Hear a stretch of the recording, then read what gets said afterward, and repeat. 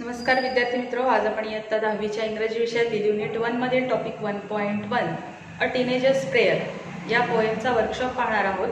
याआधी आपण या पोएमचे चिटचॅट क्वेश्चन्स आणि एक्सप्लेनेशन पाहिलेलं आहे। तर वर्कशॉप पाहत असताना question number 1, choose the correct alternative and complete the given sentences.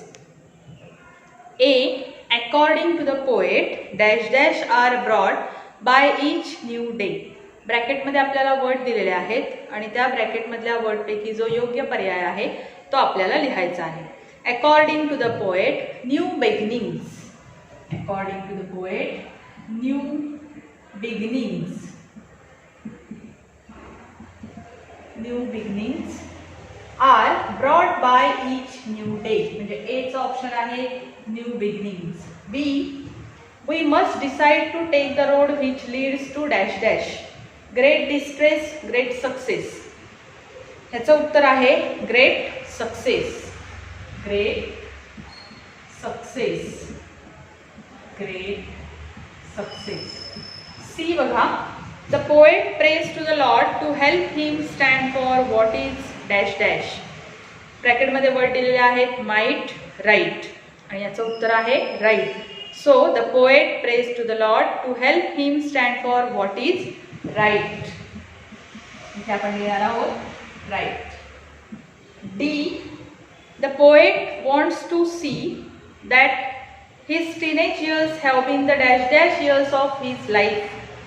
ब्रॅकेटमध्ये word दिलेले आहेत वर्स्ट और बेस्ट, इथे उत्तर आहे best. So the poet wants to see that his teenage years have been the best years of the life of his life, म्हणजे इथे उत्तर येईल बेस्ट। तर अशा प्रकारे पहिलं new beginnings, great success, right and best. Question number 2, find and write the pairs of rhyming words from the poem. पोएममध्ये आपल्याला जे रायमिंग वर्ड्स आहेत ते लिहायचे आहेत। पोएममध्ये एकूण 5 स्टँजा आहेत आणि त्या 5ही स्टँजामध्ये आपण रायमिंग वर्ड लिहितोय। First, make, take. Second, success, distress, success, distress. Third, see, me. Fourth, way, day, आणि फिफ्थ, सी, मी। तर अशा प्रकारे टीनेजर्स प्रेयर जी पोएम आहे त्यातले हे रायमिंग वर्ड्स आहेत, हे लक्षात घ्या।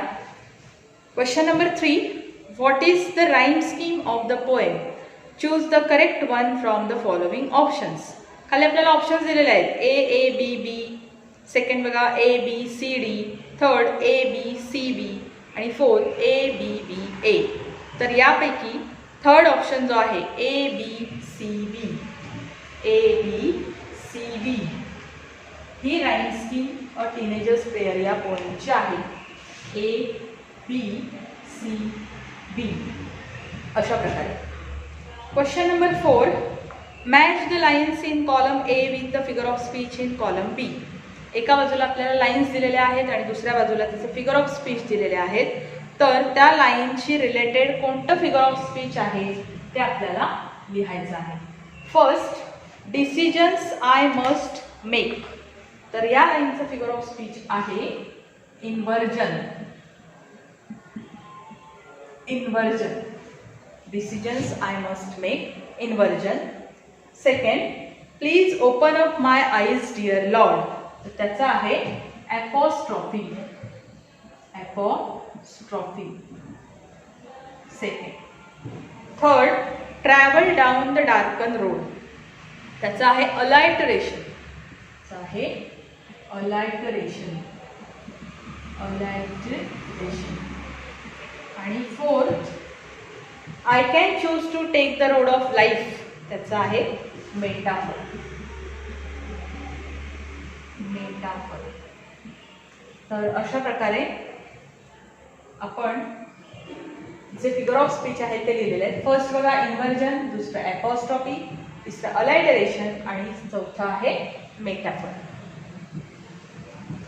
त्यानंतर क्वेश्चन नंबर 7, क्वेश्चन नंबर 7 मध्ये काय सांगितले बघा, write and appreciation of the poem in about 12 to 15 sentences with the help of the following points. म्हणजेच ॲप्रिसिएशन ऑफ द पोएम हा एक महत्त्वाचा प्रश्न असतो आणि तो परीक्षेला निश्चित येणारा असा प्रश्न असतो. ॲप्रिसिएशन ऑफ द पोएम इयत्ता 8वीपासून आपण हा प्रश्न शिकतोय. इयत्ता 8वीला थोड्या कमी प्रमाणात, परंतु 9वीला मात्र आत्ता ज्या स्वरूपात आहे त्याच स्वरूपाचा 9वीला देखील हा प्रश्न होऊन गेलेला आहे. त्यामुळे परीक्षेला निश्चित येणारा हा प्रश्न असतो हे लक्षात घेता त्याचे कोणते पॉईंट्स आहेत. तर फर्स्ट म्हटलेलं आहे टायटल. पोएमचं टायटल म्हणजेच पोएमचं नेम लिहायचं आहे. So title a teenager's prayer. A teenager's prayer हे टायटल आहे. Then poet. Poet J Morse. Poet J Morse. Then rhyme scheme. Rhyme scheme ABCD जी आपण मगाशी लिहिली होती ABCD. फोर्थ फेवरेट लाईन तुम्ही कोणती लिहू शकता. I can choose to take the road of life.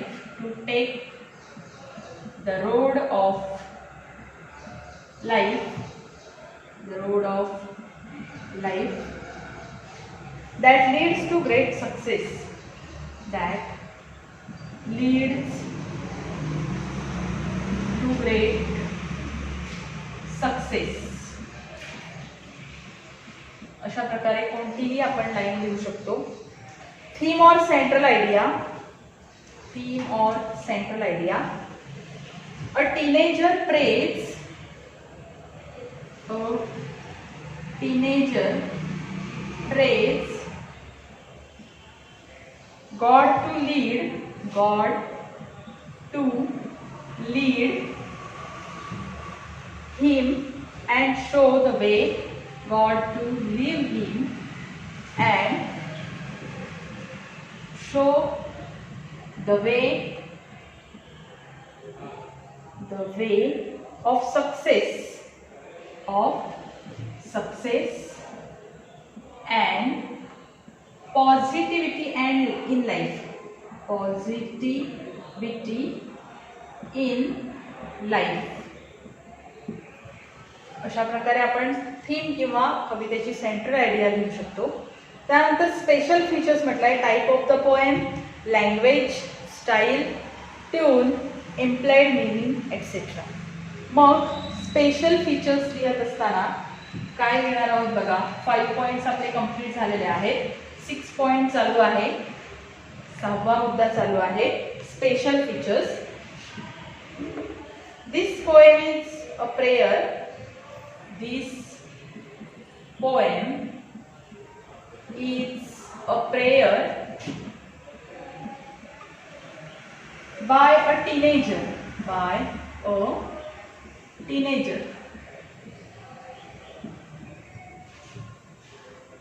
The teenager speaks of his mind.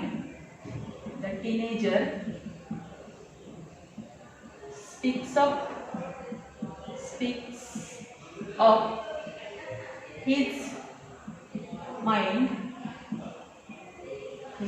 mind and request God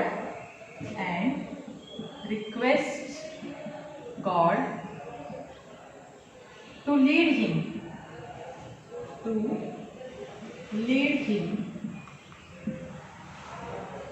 the choice of simple word. The choice of simple words. The choice of simple words create a mood of prayer. Create a mood of prayer. तर अशा प्रकारे आपण जे special feature आहे ते लिहू शकतो. आणि last, Y I like or dislike the poem, म्हणजे ही कविता आपल्याला का आवडली किंवा का आवडली नाही. तर ते लिहित असताना बघा, म्हणजे 7th last point, because it guides me, because it guides me, The way of life. The way of life. The way of life. It makes me aware. It makes me aware of positive or negative. Of positive or negative. तर अशा प्रकारे आपण the teenagers prayer और अ teenager's prayer या ज्या पोएमचा appreciation आहे ते अशा प्रकारे लिहू शकतो. तर अशा पद्धतीने आपला अ टीनेजर्स प्रेयर ही जी पोएम आहे तर त्याचा वर्कशॉप सॉल्व करून झालेला आहे. आजचा व्हिडिओ इथेच थांबवते. व्हिडिओ आवडला असल्यास लाईक करा, शेअर करा आणि चॅनल सबस्क्राईब करायला विसरू नका. धन्यवाद.